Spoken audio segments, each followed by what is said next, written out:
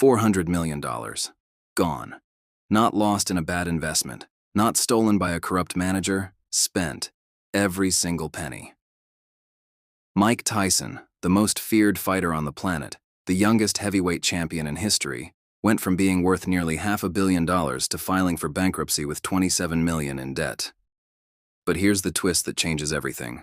The broke Mike Tyson and the wealthy Mike Tyson are the same person.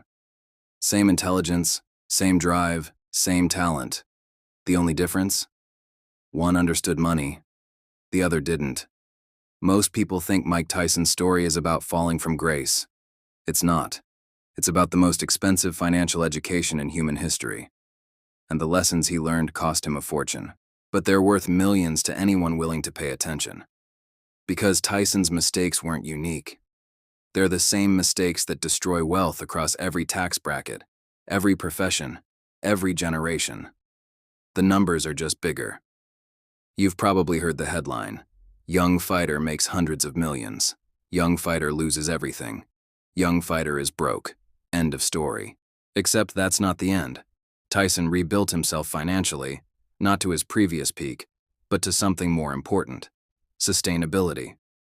The second act of Mike Tyson's financial life is more valuable than the first, because wealth without wisdom is just a countdown to zero. Let's start with how he made it. Tyson turned professional at 18.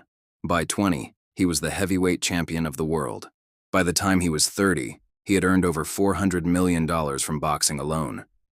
Not including endorsements, not including appearances, just fighting. $400 million. To put that in perspective, if you earned $100,000 every single year, it would take you 4,000 years to make what Tyson made in 12. The money came in like a tidal wave.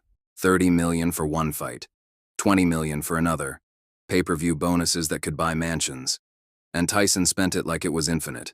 Mansions, yes. Multiple mansions. Cars. Not just cars. A collection that included Bentleys, Ferraris, Lamborghinis, and a Rolls-Royce for each day of the week. Bengal tigers as pets. Yes, actual tigers. 3 of them, with handlers and trainers. At $50,000 each, plus thousands more monthly for care. Jewelry. Millions in jewelry. Gold chains that weighed pounds. Watches that cost more than houses. A lifestyle so excessive it became legendary. But here's where it gets interesting. The spending wasn't the problem. The spending was the symptom. The problem was invisible. Tyson had no financial structure, no system, no team he could trust. He had people around him, plenty of them. But they were either incompetent or corrupt or both. He was hemorrhaging money in ways he couldn't even see. Lawsuits, settlements, taxes, fees, hangers-on with their hands out. Bad investments that were really just scams dressed up with paperwork. Think about this. Tyson once said he had no idea how much money he had at any given time. He just knew it kept coming in, so he kept spending. There was no budget, no financial plan.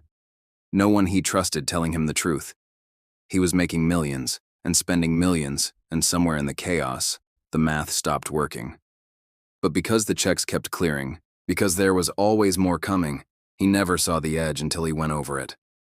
2003, bankruptcy, $27 million in debt, assets seized, the mansion gone, the cars gone, the jewelry gone. Even the tigers found new homes, and Tyson found himself in a position millions of people find themselves in every year, just with bigger zeros. He had to rebuild, not his bank account first, his understanding. Now we're going to break down the exact lessons Tyson learned from losing everything. These 4 principles apply whether you make $50,000 or $50 million, and they're the difference between temporary income and lasting wealth. Mike Tyson lost $400 million and filed for bankruptcy with $27 million in debt. But he rebuilt, not just his wealth, but his understanding of money. Here are the 4 lessons that changed everything. Lesson 1. Income is not wealth. Tyson made $400 million. He wasn't wealthy, he was high income. Wealth is what you keep and what you build systems to protect. High income without financial structure is just a faster way to go broke. It doesn't matter if you make $50,000 or $50 million. If you spend more than you make and have no system to protect what you earn, the math ends the same way. 0. Lesson 2. You cannot abdicate financial responsibility. Tyson trusted other people to handle his money. Managers, advisors, promoters. Some were incompetent, some were criminals. All of them had their hands in his pockets. He signed things he didn't read. He agreed to deals he didn't understand. He assumed the people around him had his best interests at heart. They didn't. Your money is your responsibility, not your accountant's, not your financial advisor's. Yours. You can hire help, you should hire help, but you must understand the basics yourself. You must ask questions. You must verify. Trust, but verify isn't paranoia. It's survival. Lesson 3. Lifestyle inflation will destroy you.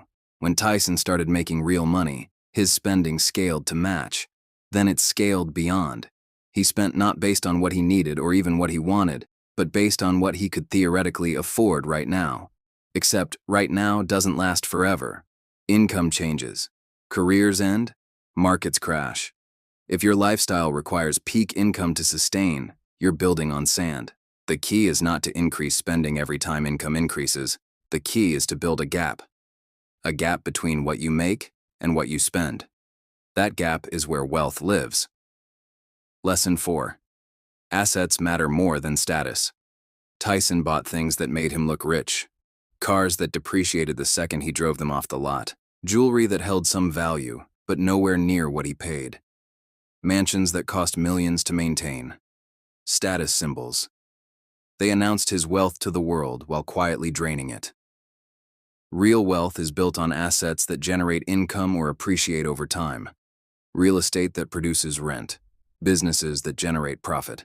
Investments that compound. Tyson had none of that. He had stuff. Expensive stuff. Worthless stuff. Now here's where the story gets better. Tyson could have stayed bitter. Could have blamed everyone else. Could have disappeared into obscurity. He didn't. He rebuilt. Not just his bank account, but his understanding of money. He started businesses. He created income streams beyond boxing. A cannabis company that generates real revenue. A podcast that built an audience. Acting roles and appearances that paid well but didn't own him. He learned to live below his means. He learned to ask questions. He learned that wealth isn't about how much you make. It's about how much you keep and what you do with it. Today, Tyson isn't worth $400 million. He's worth maybe $10 million. Some estimates say more, some say less. But here's the difference. That $10 million is real. It's structured. It's protected. It's built on assets and income streams, not just checks from fights. And more importantly, Tyson understands it. He knows where his money comes from. He knows where it goes. He knows what he owns and what it's worth. That knowledge is worth more than the $400 million he lost, because knowledge doesn't disappear when the money does. So what does Mike Tyson's story mean for you? You're probably not making millions per fight. You probably don't own tigers. But the principles are identical. 1. Income without structure is temporary. Build systems. Build budgets. Know your numbers. 2. You are responsible for your financial education. You cannot outsource understanding. Learn the basics. Ask questions. Verify everything. 3. Control lifestyle inflation. Just because you can afford it doesn't mean you should buy it. Build the gap between income and spending. That gap is your future. 4. Buy assets, not status. Things that look expensive make you look rich. Things that generate income or appreciate make you wealthy. There's a difference. Mike Tyson's financial education cost him $400 million. Yours doesn't have to cost anything except attention. His mistakes are public. His lessons are free. The only question is whether you'll learn from them or whether you'll insist on making them yourself. Because here's the truth. The money isn't the story. The story is what you understand about money. And understanding, unlike wealth, can't be spent, can't be stolen, can't be lost. It can only be built. So build it. Your financial education starts right now. Not when you make more money. Not when you have more time. Right now. Because the most expensive lesson you can learn is the one Mike Tyson learned. That money without wisdom is just a countdown, and the clock is always ticking. Start today.